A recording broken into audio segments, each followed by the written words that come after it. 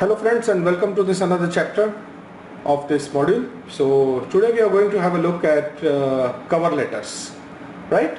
So now cover letters are basically the letters which introduce you to the potential employer and gives your CV a more personal touch.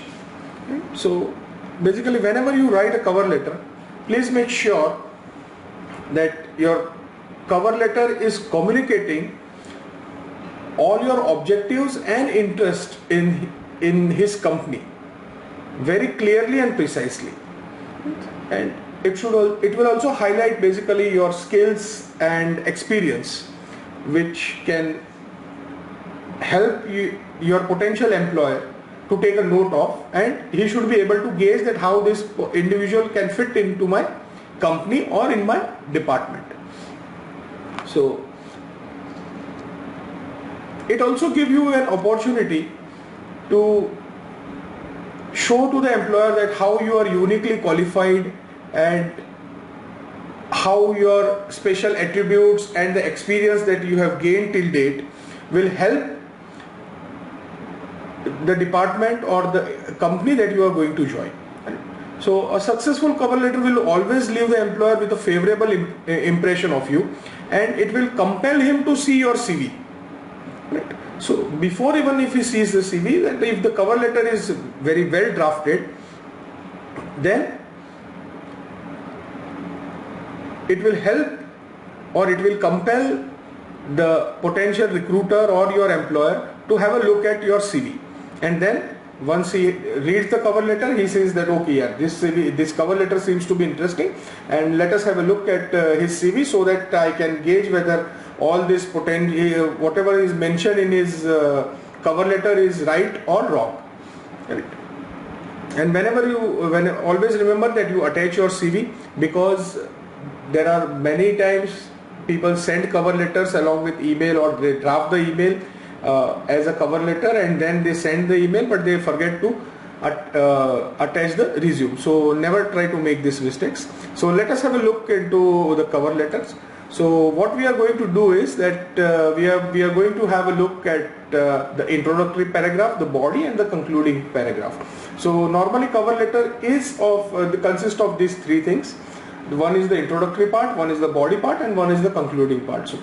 So I will just give you a brief about how what to mention in all those three bodies and make your cover letter more interesting and appealing. Right. So if you see the first part, then the first is the introductory part. So in this basically this is the most significant part of the letter. As you are aware, as you can see that it is the introductory paragraph. So here you will be able to highlight your education, your experience, your special abilities, your special projects that you have done, and it will be the most significant part of your letter, because this is the first three lines will determine whether with your qualifications and your experience the recruiter is impressed or not. Right. So if we have a look at that what you should include, then this could be that you should mention all your skill sets or your education or your experience, correct? Then your capabilities and your unique abilities. Right? So if you mention where you learned the job opening, right? So many times you come to know that these job openings are from some referral. Some hiring manager is there or some friend of recruiter is there, and he introduced you to the company that there is some opening. So you can mention his name, that through his reference I came to know about this vacancy. But make sure that whenever you mention the name, you always have a look. Means you have a permission of mentioning the individual's reference name. Right. Secondly, if you have done some research, and as I told you earlier that you have to do the company research. So if you have done some research, and from that point of view, if you are coming to know about the opening, then also you should mention, because it will give a very positive impression of yourself, that you have researched for the company and you have come to know from these sources that your company is very upcoming and there are some openings, and that is the reason you are trying to apply. So this will make more significant to your introductory paragraph. Right. Now if you see the body, right, the body can be up to 3 paragraphs long, but make sure that you don't write all those essays and very long paragraph, because nobody has that much time to read all those things. So you should be very precise and concise. Maybe one paragraph can consist of 3 to 4 lines maximum. So instead of 3, you can also have 2 paragraphs.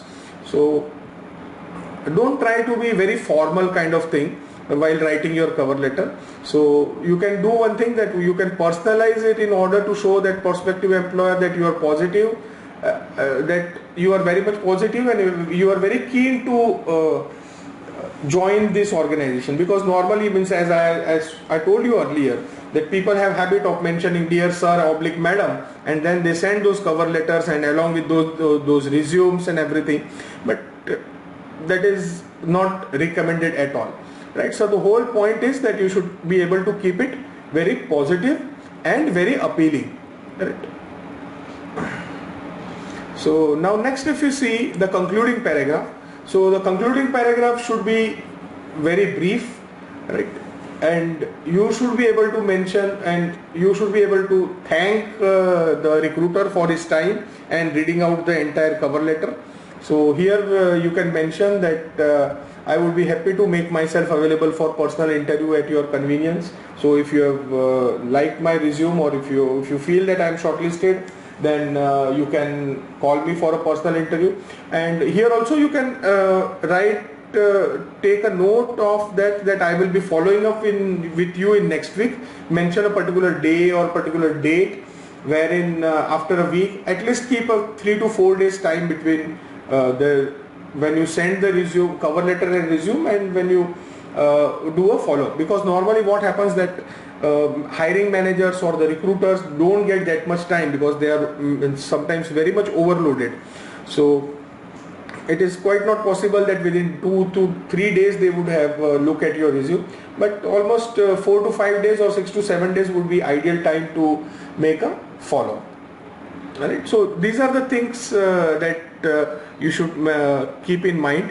So if we look at it, then cover letters, first thing, that cover letters are your first point of contact. So make them very professional, make them very appealing, and make sure that they really make a good impression of yours at the first instance.